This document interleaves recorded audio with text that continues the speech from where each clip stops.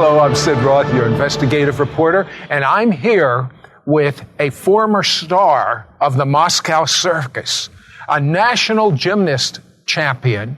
He was born in Odessa, Ukraine, Igor Ashkenazy. Now, Igor, what is it like when you were raised in Odessa as a Jew? Was there any discrimination?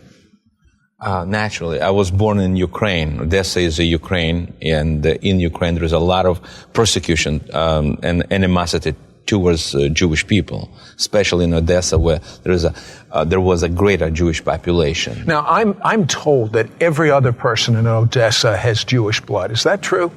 I don't know. It seems like it was a lot. It seems like it was a small amount of us and a whole lot more of them. How did you become a champion gymnast? Well, I simply, at one point in my life, enrolled into what is natural for the Soviet boy to do, just the gymnastic. Actually, it's acrobatic, or it is called in the United States acro-gymnastics. Were your parents athletes? My parents, both doctors. My father's a doctor, a radiologist. My mother's a dentist. So naturally, they did not like that. Especially, what is a Jewish boy doing in this sport, you know? And especially when you wound up in the circus. And eventually, yes. Eventually, I actually was invited to Moscow Circus. But I started out just trying just for my physical improvement. And I was just very good at this. And I was just good at this, and I began to grow in this sport. And eventually went from Odessa to Volgograd, where I finished University of Physical Culture and Sport, where during my university years I progressed tremendously in the sport, and I became a national champion among the schools of highest athletic achievements. I was master of sport of the entire Soviet Union. Well, why did you want to leave? Well, after I became a member of a national Soviet team, Moscow Circus, and finished Soviet Army, Moscow Circus invited me, which I was very happy. I was really happy to go to be with Moscow Circus. It was a tremendous experience for me. We traveled, but not that long after I became a part of Moscow Circus. One of acrobats working partners. If you see the 3 or 4 people working, throwing each other in the air and catching. Well, yes. One of my partners called me a dirty Jew. And that hurts. I heard that name before from a very young age. When I was first maybe 4 years old, little boys call me, you know, that I was Jewish in a nasty way. And that's how I discovered that I was Jewish. I asked my parents. So you weren't raised with the Jewish holidays or bar mitzvah or things like that? No, we had Passover at our home, kept very quietly among ourselves, and not much ever talk about God at all. So I was born into atheistic home, even though my great-grandfather was a rabbi in a Tsar's Russia. So your partner, your close partner, calls you a dirty Jew. He calls me while we work in Bulgaria. We were working in Bulgaria. It was 1972. Everything was going very good for me. I mean, fantastic. I traveled. I did what I do best, and the applause. There was one of the best numbers in the Moscow Circus that I was part of. I was making a lot of money at that time, and suddenly, such a fiasco. He got drunk and began to call me dirty Jew. You're a Jewish pig. You're a dirty Jew. Over and over again. Later on, he did apologize, but at that moment when he said that, actually, I started a fight, as I often would do that. I would fight for my nationality, and I had a fight with him, and as we fought, suddenly something struck me. And again, it was a supernatural experience. I felt strongly that what am I doing in this country? I have to leave. Yes, I am a Jew. Was it easy for you to leave the country? it was, my struggle began at that point. Up until this point, everything was smooth. But my struggle began at that point. So I immediately came back. When we came back to Russia, we were in Bulgaria working. That happened. And I felt that, what am I doing in Russia? I have to leave. And I stopped fighting. And kind of a peace came upon me. I just knew that what I have to do, I have to leave Soviet Union. I have to leave Russia. And at that time, Jewish people were just began to leave Soviet Union. So I left. I went back to Odessa, to Moscow, resigned from Moscow Circus, did 1, 2, 3, came back, resigned, came back to my city of Odessa, and with asked through my relatives and to give me to send to me an invitation to come to Israel, because at that point we could not go to America. We had to go to Israel. Now, the KGB was very active at that point. Did they give you any problems? We had immediately, I was not able to get any job at all. But you're a champion. How come? They think very little of anyone. They thought at that point very little of anyone that wanted to leave Soviet Union. I was considered to be an enemy of state. I was looked down upon. My mother had to quit her work. My father died by that time, and we just didn't have any means to survive, really.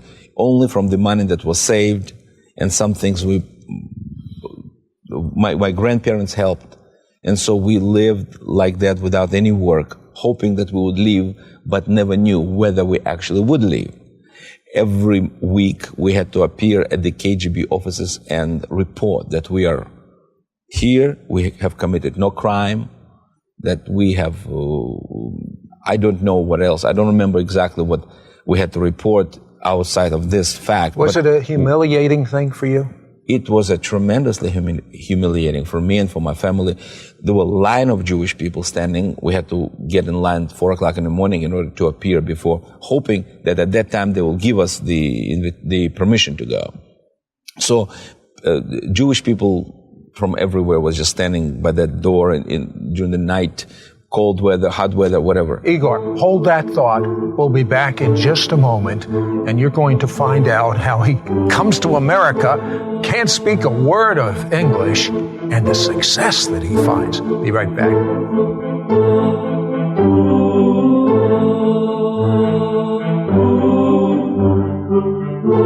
Hello, I'm Sid Roth, your investigative reporter with Igor Ashkenazi.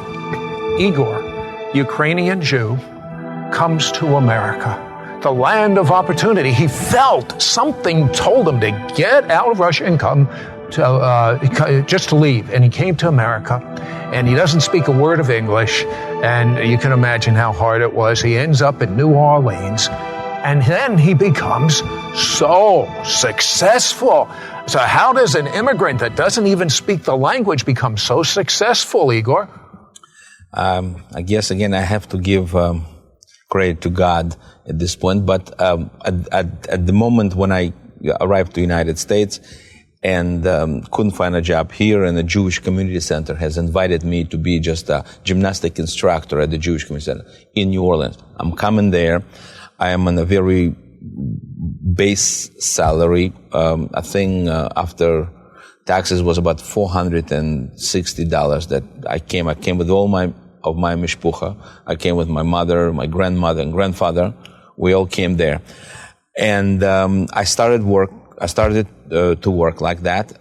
But in 1 year working there, a lot of children gathered around me and wanted more of my teaching of gymnastics. Just that time, Olga Korbut came into America, and so sure, and I was America's darling. there you go, and everybody suddenly liked gymnastics or that type of activity, and I was also very good. I knew it very well, the sport, and I liked children, and I began to work with them, actually I started my own business by simply writing letters, maybe 500 letters to different people to come to my own school, which I would open in the evening in the at the gymnasium of a regular school. But you actually trained some of our Olympic people. No, not Olympic, but national champions. Several, and the world and the world champions. So you're doing so well. You have one of the most successful businesses there. You started with nothing. So why did you start going to cocaine and drugs? Well, there you go. See, I started with nothing and started and build my business. My team became national champion of the United States. I put myself back into working out and performing because all this time I had to quit. And I was forbidden to work in Russia. And by the time I got myself situated here in the United States, I was out of shape. So I put myself back and won national championship again and again, like 4 times in a row. And my team became the number 1 in the United States. My school swelled up to, I had 3 schools at that time. 500 people, one school, couple hundred people, the other school. But why the drugs? And so having that much, I began to make a lot of money. And I tried everything in life at this point. I was single. I had nothing but cash, no property, nothing. My business was doing very well. Eventually,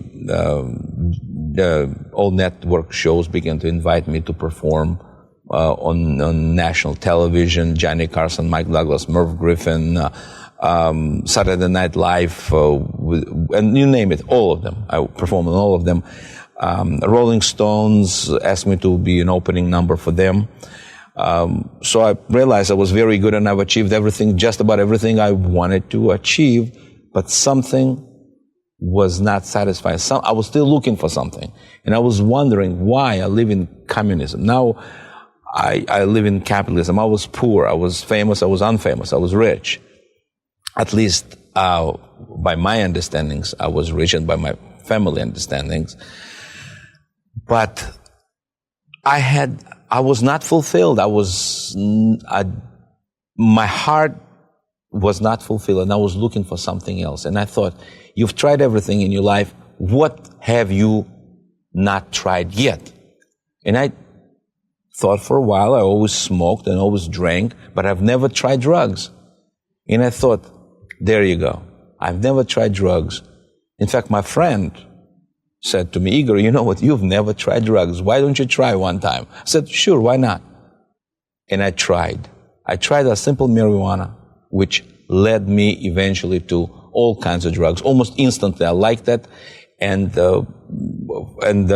went into speed and cocaine until I became addicted. So were you fulfilled as an addict?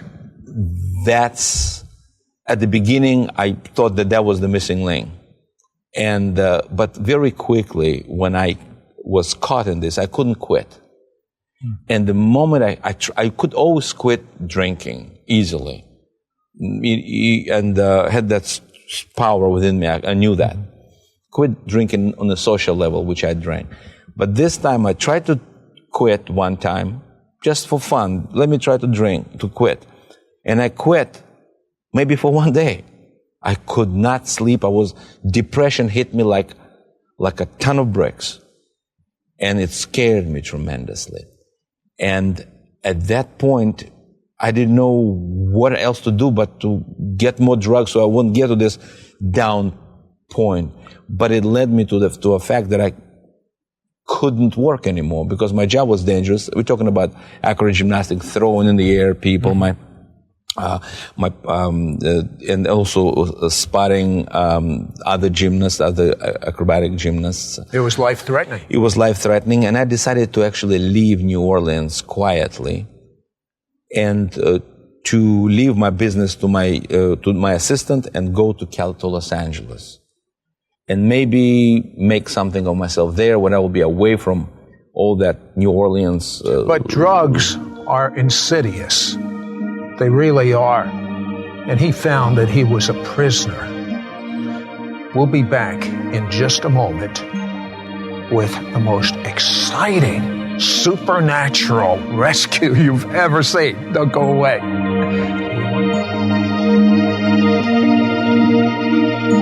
Igor, you have everything. You're now a drug addict. You know you are. You can't stop. You say, maybe I'll change the scenery. You go to California, and one night you turn on television, and there's an evangelist, Jimmy Swaggart, and what did he say? Well, what happened was in order for me to go, I couldn't go to sleep. I couldn't come down. So I drank a whole bottle of vodka just to calm down. Of course, I wasn't drunk because when you're high on drugs, you don't get drunk. I got sick because I already was high. And so I sat in my bed and I was tremendously sick, and I decided, let me get my mind off this thing. Maybe that will help, because I knew I couldn't hold the hospital and everything. I was afraid because I was on drugs. So I turned on television, and I'm sitting in bed, and suddenly I see a finger right out of this darkness appears on television, and a face of a man crying, "You are in bed, drunk and sick." That was me. Did you realize he was talking to you? I thought he was talking to me exactly, but I couldn't understand how could he. It was so real to me at this moment. It was like scoring my heart, right? Hit me right into my heart. Of course, I would never watch that type of show otherwise. And I didn't even know there was a Christian show. If I would know there was a Christian show, I would probably switch it immediately. But again, he exactly pinpointed where I was. And then he says, and nobody can help you. He said, your friends can help you. They're just like you. Your parents cannot help you. You're afraid to tell them about it. And that was exactly what I was. The hospital cannot help you. Otherwise, we won't have this problem. And I said, that's right. And you cannot help yourself because you are trying surely hard, but cannot. But I know someone who can. And I said, oh, who could that be? Believe it or not, I took a pen out of my pocket. And I thought, what is his name? And I was just sitting there and waiting for the name. I don't remember what he said. But all throughout his speech, he was crying and saying something about Israel. And I was waiting, when is he going to give me the name? He didn't say it. But at the end, he said, look, repeat after me. And that's all I remember. And I said, okay, I repeat. And I repeated after him. It was the sinner's prayer. I didn't even know there was a sinner's prayer. I just repeat after him. Whatever he said, I repeat. And at the end, he said in Jesus' name, and I said in Jesus' name, and then suddenly tears start coming from my ears, from my eyes. I'm sorry, and I was glad nobody was around because I never cried up until this point. And I quickly forgot about this whole experience. Nothing has changed for 4 months. Nothing, absolutely nothing. Just like I even forgot it happened. So you look for a little fun in Las Vegas. You're with a friend, and I guess it's at night. What happened? Right, we're going to Vegas to gamble, and 4 o'clock in the morning, I'm extremely disappointed with my life. Extremely to what my life have become. I lie down in bed, and I just, in my heart, I just so distressed. And I said, I need help. I need help. What have I done with my life? Where do I go? Do I go back to that depression from drugs? I ran away. From that emptiness. I ran away from the emptiness to drugs. Now I'm in depression. What is to life? What is to life, period? And at that moment, it was dark, 4 o'clock in the morning. I remember that day. It was in July. It was 31st of July and 1st of August night. It was very dark, and suddenly out of darkness, I hear the voice, Igor. Well, first, of course, I thought I cracked up. Had you ever heard a voice like that? I don't hear voices, and I never heard a voice. Well, anyway, it is. He says, you just call upon me. And I say, what is going on? Who am I hearing? Who is it? I began to wrestle in my mind. And he says, I am your God. Oh my God. I'm thinking, I cracked up. That's it. That's how it feels when you cry. I mean, just a voice maybe, but God doesn't exist. And I actually said to him, but you don't exist. You said that? I said verbally. To God, you don't exist. Can you imagine that? How blind sometimes we can be. And I say to him, you do not exist. And he said to me, but what are you going to do with me? I am. That was a shocker. And when he said that, it impacted me. And I actually realized I am talking to God. What am I going to do now? I am talking to God. It's not my mind. It's not my hallucination. I hear a voice that I am talking to God, and it's overpowering me. It's from the outside and inside at the same time. And somehow I believed in my heart that He exists. At that moment, He knew that I believed. You told me you were touched by a hand? He knew that I believed that moment, and He said to me immediately, I am going to touch you right now, and you will never stop talking about me. At that moment, the light broke through. It was dark. I only heard the voice out of darkness. The light, so brilliantly bright light, I couldn't even look at it, with the golden strings in it, and the light began to descend upon me. Now, I was afraid at this point. I wanted to run away, but my senses were overpowered and I couldn't move. Where I was, there was darkness. Where light was, there was light. It was not even light. It was like His presence. And I cannot tell until this day. I wanted to say a scar hand came out and touched my shoulder, but it was either out of the light hand came out to touch my shoulder, or the light transformed. But that same light, that same glory of God is going to come on you right now in Jesus' name, because I believe you need Him as much as Igor needed Him. If you will, you see right now you can feel His presence. It's coming on you so strong. This is God that's coming on you. It's not man, it's God. Why? Because He loves you. Say, Jesus, forgive me of my sins. I want to know God for myself.